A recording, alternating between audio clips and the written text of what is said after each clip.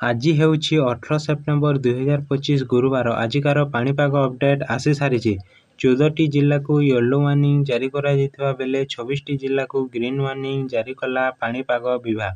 14ଟି ଜିଲ୍ଲାରେ ମଧ୍ୟମରୁ ହାଲୁକା ବର୍ଷା ହେବା ଦ୍ୱାରା 26ଟି ଜିଲ୍ଲାଗୁଡ଼ିକରେ ଶୁଖିଲା ରହିବ ବୋଲି ପାଣିପାଗ ତରଫରୁ ସୂଚନା ମିଳିଛି। ବଙ୍ଗୋପସାଗରରେ ଘୂର୍ଣ୍ଣିବଳୟ ସୃଷ୍ଟି ହୋଇ ସେପ୍ଟେମ୍ବର ମାସରେ ଲଘୁଚାପ ସୃଷ୍ଟି ହେବାର ସମ୍ଭାବନା ରହିଅଛି। ତେଣୁ କେଉଁ ଜିଲ୍ଲାଗୁଡ଼ିକରେ ବର୍ଷା ଏବଂ କେଉଁ ଜିଲ୍ଲାଗୁଡ଼ିକରେ ଶୁଖିଲା ରହିବ ଜାଣିବା ପୂର୍ବରୁ ଚ୍ୟାନେଲକୁ ସବସ୍କ୍ରାଇବ୍ କରି ଭିଡ଼ିଓକୁ ଲାଇକ୍ କରନ୍ତୁ।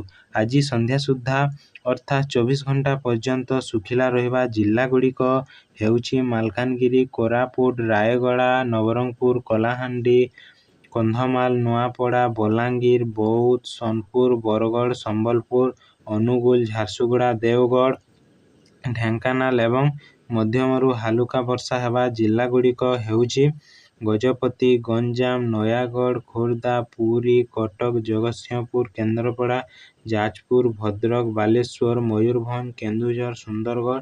ଏହି ଜିଲ୍ଲାମାନଙ୍କରେ ପବନ 30ରୁ 40 କିମି ବେଗରେ ବହିପାରେ।